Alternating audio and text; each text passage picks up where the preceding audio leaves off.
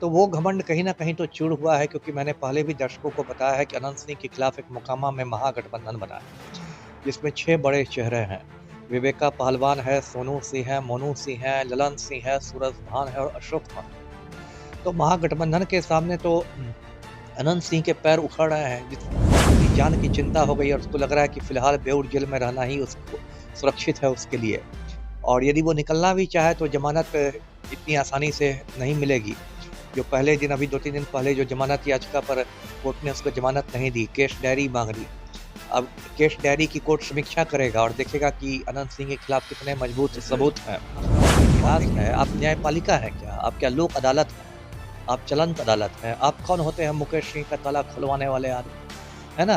तो इसमें जो एक अहंकार आ गया था उसको कहीं न कहीं सोनू मोनू गिरोह ने मतलब चूर कर दिया है। जिस सीमाएँ हैं, एक ख़ास सीमा से ज़्यादा अब तो ललन सिंह के कुछ बयानों से ऐसा लगता है केंद्रीय मंत्री के बयानों से कि हो सकता है जदयू भी अनंत सिंह से पल्ला झाड़ दे, है ना? हो सकता है जदयू। नमस्कार साथियों, स्वागत है आपका स्वदेश लाइव पर। मैं आपके साथ हूं रत्नेश पांडे। मोकामा से पूर्व बाहुबली विधायक अनंत सिंह जेल में हैं।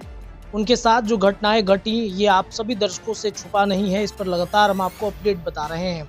सोनू मोनू गैंग, जिस पर आरोप लगे थे कि अनंत सिंह पर हमला उसने किया है, इसके बाद अनंत सिंह और सोनू मोनू गैंग के खिलाफ पुलिस या कार्रवाई होती है। अनंत सिंह जेल चले जाते हैं। सोनू मोनू गैंग के भी व्यक्ति जेल में है।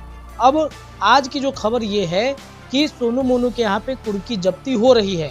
दूसरे तरफ अनंत सिंह जेल में रहेंगे, बाहर निकलेंगे। अनंत सिंह के राजनीतिक करियर का क्या होगा, इस पर विशेष बातचीत करेंगे। पूर्व आईपीएस अमिताभ दास सर हमारे साथ जुड़ गए हैं। सर, अनंत सिंह के ऊपर जिसने हमला किया, सोनू मोनू कुर्की जब्ती हो रही है, क्या कहिए?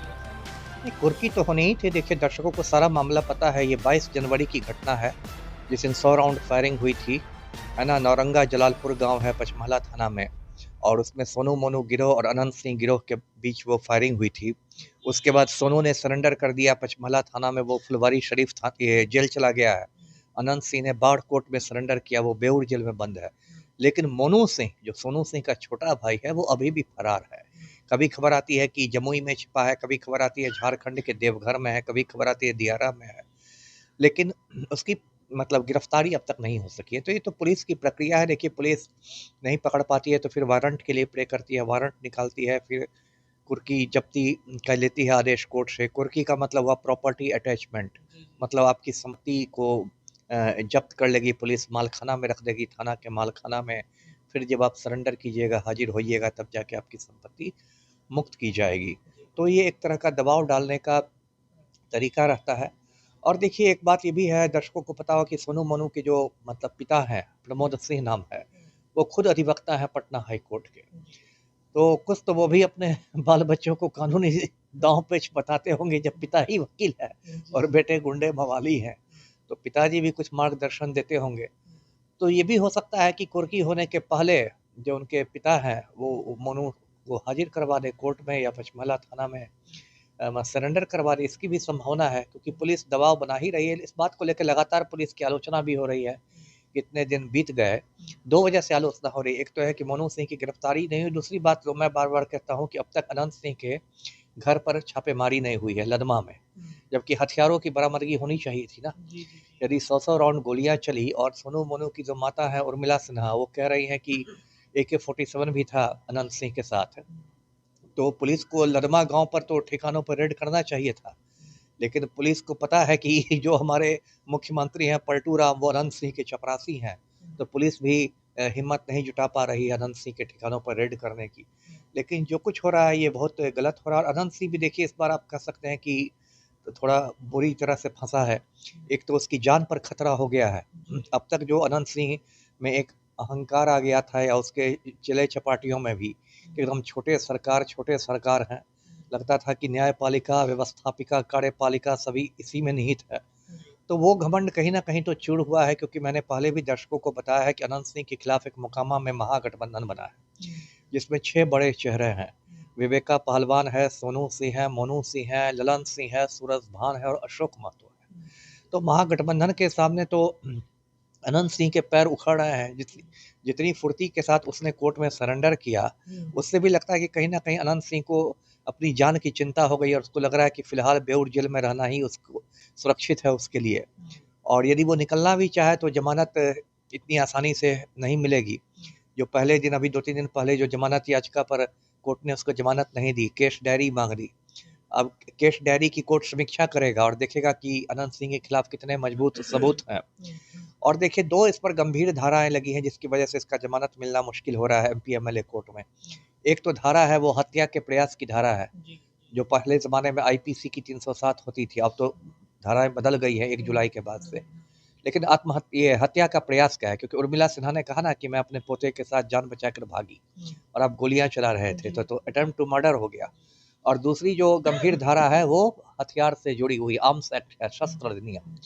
तो ये दोनों धाराएँ हैं और इसलिए मतलब अभी ज़मानत मिलने की राह भी मुझे कठिन दिखाई दे रही है। अच्छा सर, जी। इसमें ये कहा जा रहा है कि अनंत सिंह ने खुद ही साजिश रच लिया अपने जेल जाने की, उन्हें खुद ही षड्यंत्र रच लिया, उसके पीछे की वजह क्या है?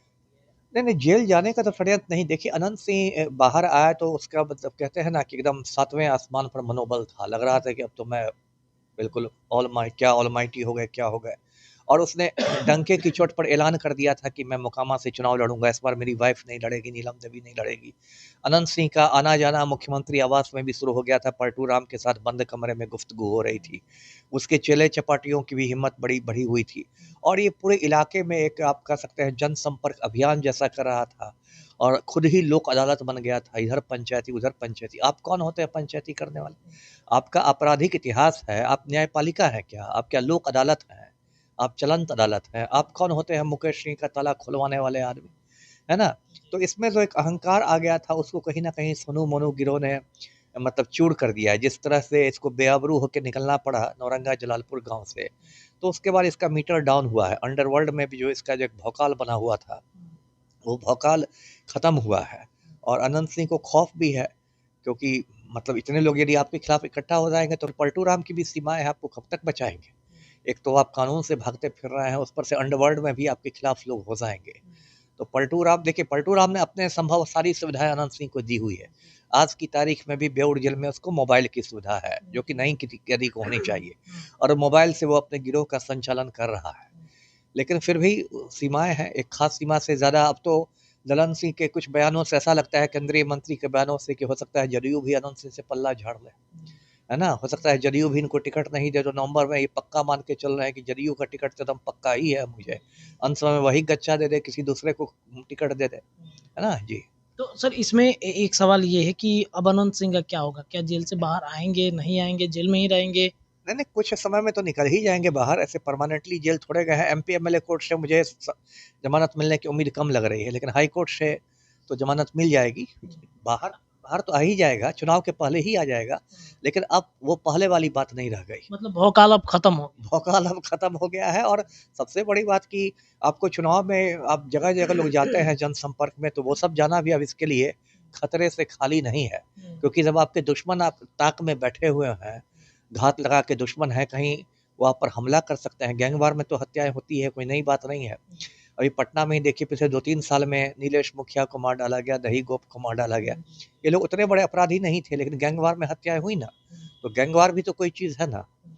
तो वो सब तो खतरा है ही। जी। तो मतलब क्या लग रहा है कि अनंत सिंह के ये जो भौकाल थे, जो पहले आप सुना करते थे, वो भौकाल जो मीडिया में बयान उन्होंने दिए, जो बातें कह दी, हल्की बातें हो गई, इस वजह से खत्म हो गया? हाँ, हल्की बातें भी थी और एक बातें मतलब एक थोड़ा-सा आप कह सकते हैं अहंकार वाली बातें, है ना? पैरोल पर छूटा था पिछले साल मई में, मेरे बारे में बोल रहा था कि वो अफ़सर कैसे बन गया? अरे मुझे ऑफ़िस आईपीएस बनाया जाएगा तो यूपीएससी अनंत सिंह से पूछ के बनाएगी। तो ये सब जो बातें हैं ना मतलब ये इसको आप उल-जलूल बातें कह सकते हैं और थोड़ा अहंकार वाली बातें कह सकते हैं। तो अहंकार रावण का रहा ही नहीं तो ये छोटे सरकार और बड़े सरकार किस खेत की अब मूली? भूमिहारों में भी सर वो मतलब नहीं रहा अनंत सिंह का कि नहीं, नहीं, भूमिहार वाली बात ही नहीं है, ये तो जानबूझ के भूमिहार का कार्ड खेलता था।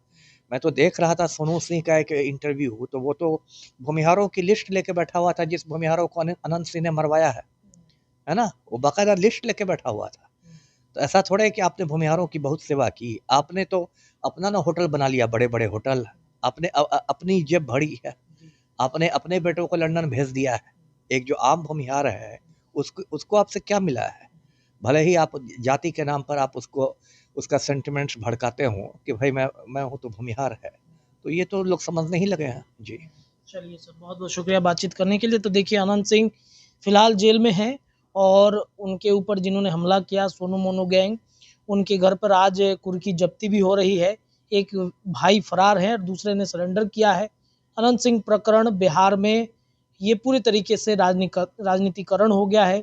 जो अनंत सिंह का भौकाल था वो कहीं न कहीं ख़त्म हो गया है कि अब भूमिहारों में वो अब दबदबा अनंत सिंह का नहीं रहा। जो अंडरवर्ल्ड की बातचीत कही जाती थी, क्या वो अनंत सिंह का क्रेज अब खत्म हो गया है? आप अपनी राय कमेंट में रखिए। फिलहाल इस चर्चा में इतना ही। जुड़े रहिए, तमाम खबरें आपको अपने चैनल पर मिलेंगी। धन्यवाद।